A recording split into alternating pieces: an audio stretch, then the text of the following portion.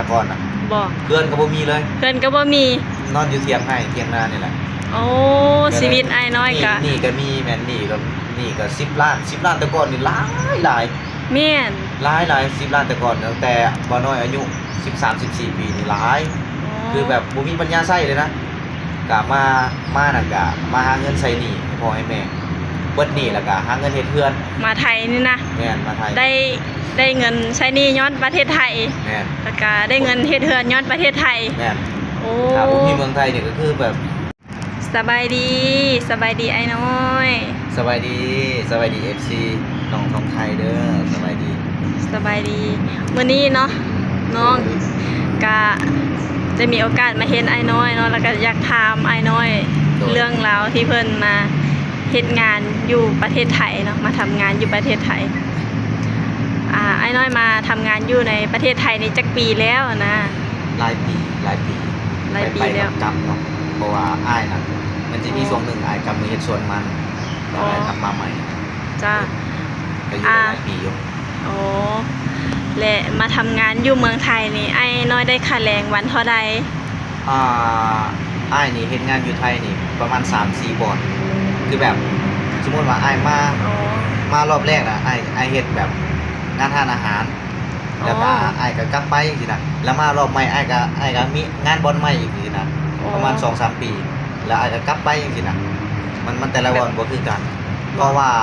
ค่าแรงนี่มันจะอัปเกรดแต่ละปีเด้แต่ก่อนอ้ายเข้ามาเฮ็ดงานแต่ก่อนนั้น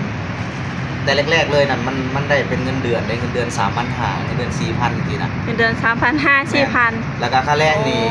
อ้ายเคยเฮ็ดงานโรงงานน่ะก็ได้250แต่ก่อนน่ะนะแล้วก็มันจะมีแบบอัปเกรดขึ้นเรื่อยๆแต่ว่าถ้าถามถึงปัจจุบันนี่แม่นค่าแรงอัน400โอ้ปัจจุบันนี้ค่าแรง400และอันอ้ายมาทำงานอยู่ในเมืองไทยแล้วอ้ายกลับไปแล้วอ้ายไปเฮ็ดสวนมันบ่แม่นไปเฮ็ดสวนมันระหว่างเฮ็ดสวนมันกับมาทำงานอยู่ไทยอันรายได้อันใดดีกว่ากันน้องอยากถามอ้ายต้องบอกแบบนี้เนาะระหว่างเฮ็ดสวนมันกับเฮ็ดงานอยู่ไทยนี่ตัวใดรายได้ดีคือสวนมันนี่มันแล้วแต่ปีบางปีนี่มันมีราคาแต่ว่าคือปีนี้น่ะมันตกราคาบ่ได้เงินจะกีบเลยขาดทุนย่อยยับเพราะว่าปีนี้มันตกราคาเด้แม่นมันตกราคาตกต่ำแฮงแม่นถ้าว่าปีมันมีราคาก็มันก็ได้กว่าเฮามาขายแรงแต่ว่าเฮาต้องเฮ็ดให้หลายขึ้นเด้ต้องเมื่อยหลายขึ้นแต่ว่าพื้นที่หรือว่าสวนของบ่น้อยน่ะมันบ่หลายจ้ามันบ่หลายก็เลยมาเฮ็ดงานอยู่ไทยมาแล้วความแตกต่างระหว่างมาทำงานอยู่ไทยกับสวนมันเป็นอะไรบัดนี้อยู่ไทยลำบากบ่ลำบากกว่าทำสวนมันบ่อยู่ไทยบ่ลำบากเลยสบายค่าแรงก็ตอบโจทย์นั่นน่ะตอบโจทย์เนาะมันก็เป็นค่าแรงที่มั่นคงบ่มีแบบว่าตกราคาขึ้นราคาคือมันเด้แม่นมันนี่แบบเฮามีโอกาสที่จะได้กำไรและมีโอกาสที่จะขาดทุนแม่นและน้องอยากขอถามอ้ายน้อยว่าอ้ายมาทำงานอยู่เมืองไทยนี่อ้ายได้หยังแน่อยู่บ่ได้นี่ก็ได้เฮือนพุ่นแล้วเนาะเฮือนเพราะว่าเป้าหมายชีวิตของอ้ายที่อยากมาไทยนี่แม่นอยากมาหาเงินเฮ็ดเฮือนเนาะก็ได้เฮือนหลังนึงเพราะว่าแต่ก่อนอ้ายบ่มีเฮือนเด้บ่แม่แต่ก่อนอ้ายบ่มีเฮือนแต่ก่อนบ่มีสวนมันเด้แต่ก่อนนี่แต่ก่อนเขาเจ้าบ่ได้มีธุรกิจขายมันในบ้านบ่น้อยบ่ฮู้ว่าแขวงอื่นหรือว่าเมืองอื่นนี่เขาเจ้ามีหรือบ่แต่ว่าบ้านบ่น้อยแขวงบ่น้อยบ่มีมีแต่ว่าปลูกข้าวกินแต่ก่อนน่ะบ่เพื่อนก็บ่มีเลยนอนอยู่เถียงให้เถียงนานี่แหละโอ้ชีวิตอ้ายน้อยก็นี่ก็มีแม่นนี่ก็10 ล้านแต่ก่อนนี่หลายแม่นหลาย10 ล้านแต่ก่อนตั้งแต่บ่น้อยอายุ13-14 ปีนี่หลายคือแบบบ่มีปัญญาใช้เลยนะก็มานั่นก็มาหาเงินใช้หนี้ให้พ่อให้แม่เบิดหนี้แล้วก็หาเงินเฮ็ดเรือนมาไทยนี่นะแม่นมาไทยได้เงินใช้หนี้ย้อนประเทศไทยแม่นแล้วก็ได้เงินเฮ็ดเรือนย้อนประเทศไทยแม่นถ้าบ่มีเมืองไทยนี่ก็คือแบบซุมื้อนี้นั่นบ่ฮู้ว่าสิเป็นจังได๋ชีวิตเท่านั้นบ่ฮู้ว่าสิมีเพื่อนอยู่บ่ฮู้ว่าสิใช้หนี้จุกบ่นะแต่ก่อนมันบ่มีธุรกิจหยังเด้บ่มีแบบว่าขายมันขายหยังบ่มีเด้คือแต่ก่อนน่ะบ่มีว่าปลูกข้าวกินอย่างเดียวบางปีก็ได้ข้าวน้อย บางปีก็ได้ข้าวหลายนะ พอกินบ่กุ้มกินบ่หรือบ าง ว่า ปีก็กุ้มบางปีก็บ่กุ้ม โอ้ สินะ ชีวิตก็จะมาจุดนี้ได้ก็เพราะประเทศไทยเนาะ แม่นๆ ได้ยอดประเทศไทยพี่น้อง ก็ยอมประเทศไทยดีก็ยอมรับ แต่ว่าซุมื้อนี้นั่นก็ยังดีบ้านเฮาก็ดีขึ้นที่ว่ามีสวนมัน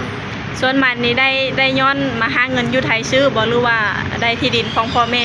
ก็ที่ดินของพ่อแม่แหละแต่ว่าบ่น้อยนั้นมีที่ดินน้อย อ๋อ บ่ได้มีหลายบ่มีหลายคือคนอื่นบ่ได้มีหลายคือคนอื่นนะแต่ว่าบ่น้อยก็บ่กล้าเสี่ยงว่าสิเอาเงินแบบไปลงทุนแบบ สมมุติว่าลงทุนไป 40,000ไปปลูกมันเนี่ยบัดคือปีนี้แหละหมู่อ้ายน่ะลงทุนไป 40,000แต่ขายไปแล้วนี่ได้ 28,000บ่ฮอด 30,000ซ้ำ บ่ได้ ขาดทุนย่อยยับ บ่ได้ทุนเลย ขาดทุนแบบเป็นจ้างรถเขามาไถส่วนมันจ้างคนปลูก แม่ โน่นนี่นั่นแล้วก็ซื้อเพิ่นว่าหยังซื้อลำมันน่ะ อ๋อ มันก็ขาดทุนย่อยยับ แม่นแล้ว บ่น้อยก็เลยแบบบ่กล้า ก็เลย บ่าที่จะเข้าไปเฮ็ด บัดมาทำงานอยู่ไทยนี่ต่างได้เนาะบ่มีค่าทุนบ่มี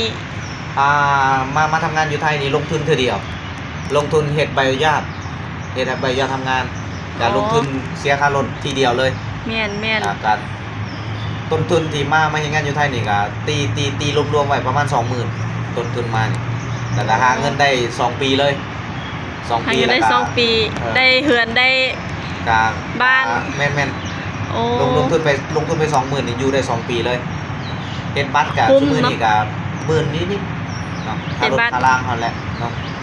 ถ้าเฮาแบบตั้งใจเก็บประหยัดนี่ก็โอ้อยู่ได้2 ปีนี่ก็ได้เงินเป็นแสนพุ่นเด้ ป้า เป็นแสน1-2 แสนพุ่นเด้แบบได้งานดีแน่นี่ แม่น คือจังบ่น้อยนี่400นี่ก็ถือว่าโอเคนะ ถ้าแก้เพิ่นก็ดีบ่อ้าย เฒ่าแก่นี่ก็เพิ่นบ่ได้ให้บ่ได้ว่านะถ้าเฮาแบบบริการดีเฮ็ดงานดีเฮาบ่อู้งานแบบบ่เฮ็ดโตเกเรเสเพกินเหล้ากินยาถามว่าเฒ่าแก่นี่เพิ่นมีสิทธิ์ให้บ่เพิ่นก็คนคือเฮา แม่น เพิ่นอยู่คนคือเฮาคือเจ้าคือข่อย แม่ เพิ่น น ก็มียามอยากให้มียามอยากหัวคือกันนั่นแหละถ้าเจ้ากินเหล้าเมายาบ่มาเฮ็ดงานขาดการเพิ่นก็ให้เป็นเรื่องป เนาะ กติค แม่ น น คือกันนั่นน่ะ แม่น คนคือกันเพิ่นก็ให้คือกัน ถ้าเฮาขาดงานเฮ็ดงานบ่แบบปกติให้เพิ่นเนาะเพิ่นก็ว่าเนาะ เพิ่นก็ว่ามันก็เป็นเรื่องปกติ มันก็เป็น เพิ่นก็ ปกติ คนคือกันกับเฮาเนาะ แม่น ก็เป็นเรื่องปกติเลยตัวนี้น่ะ จ้า ถ้าบ่อยากให้เพิ่นให้เฮาก็ตั้งใจทำงานตั้งใจหาเงินบ่กินเหล้าบ่เมายาบ่ไปแบบใช้ชีวิต ดิน แบบ กินฟุ่มเฟือยแบบ แม่นๆๆ ติดหมู่พวก แม่น จ้าโอ้ไอ้น้อยก็ว่าเพิ่นสิแต่ก่อนเพิ่นก็ลำบากหลาย ๆลำบากบ่มีเงินอยู่แต่ก่อน ว่า ลำบาก เพิ่น แน่แล้วแต่ก่อน เพิ่นก็ได้ดีย้อนเมืองไทยได้เฮือนอยู่ได้ที่อยู่อาศัยกับพ่อเมืองไทยเป็นบุญเป็นนี่บุญคุณของเมืองไทยนะ ถามว่าเป็นหนี้บุญคุณบ่สำหรับตัวเฮานะเฮาคิดว่าเฮานี่เป็นหนี้บุญคุณของคนไทยได้แต่ว่าคนไทยเนี่ยเขาจะบ่คิดว่าเฮานี่เป็นหนี้บุญคุณนะ แม่น คนไทยนี่เขาจะขอแค่ให้เฮานี่เข้ามาแล้วบ่สร้างความวุ่นวายแล้วก็บ่ทำลายทรัพยากรของเพิ่นอย่างเช่นต้นไม้หรือว่าสัตว์กระรอกหรือว่าอิหยังที่อยู่ในประเทศไทยนี่บ่ไปทำลายบ่เฮ็ดโตแบบ นักเลง อยู่เมืองไทยนี่เขาก็โอเคแล้วแค่นี้แหละเขาขอนำแรงงานน่ะเขาบ่ได้หวังอิหยังจากพวกเฮาดอก แม่น เพราะแค่เข้ามาแล้วตั้งใจทำงานหาเงินแค่ เพิ่น นั้น เพิ่นแฮงแบบเมตตาเนาะ แม่นๆ ถ้าเฮาเข้ามาดี แม่น เฮาทำตัวดีเฮ็ดแต่สิ่งดีๆ เพิ่นก็เมตตาสงสารเฮาเด้ เพิ่นบ่ได้ขอหยังหลายดอกเพิ่นน่ะ แม่ คน นไทยน่ะเขาบ่ได้หยังหลายนำเฮาดอก เจ้าเอาสำหรับคลิปนี้ก็ชาวผู้ไทยก็ขอบใจไอ้น้อยเด้อ โดย ที่มา มีหยังก็สอบถามได้มีหยังก็ถามได้เนาะเราประสบการณ์สู่กันฟัง เรา ถือว่าเป็น ประสบการณ์ เรื่องที่ดีเนาะเป็นเรื่องที่ดีสำหรับให้งานเฮาแบบมาพบพ่อหน้าพ่อตากันเนาะเฮาก็มาเล่าประสบการณ์สู่กันฟังก็ดีแหละ แม่นดี เนาะเพื่อเป็นแรงผลักดันให้งานหลายๆคนบางทีเขา แม่น มาสู่ชีวิตเมืองไทยเนาะ จ้าเอา ก็โอเคเนาะสำหรับคลิปนี้เนาะน้องเพิ่นก็บ่เป็นเว้า แม่นบ่เป็นเว้า บ่ ปาน เป็น ใด เว้าแต่อยากสัมภาษณ์ได้ เนาะก็อยากถามให้ก็บ่เป็นหยัง ก็อยากถามอ้ายเนาะว่าเพิ่น โดย มาทำงานอยู่ไทยนี่เป็นจังได๋ โดย เป็นได้หยังนะ จ้า จ้าข ขอบใจหลายๆเด้อ เจ้าขอบใจเช่นกัน สำหรับคลิปนี้ก็ขอบคุณหลายๆขอกันคลิปหน้าเด้อ สบายดีบ๊ายบาย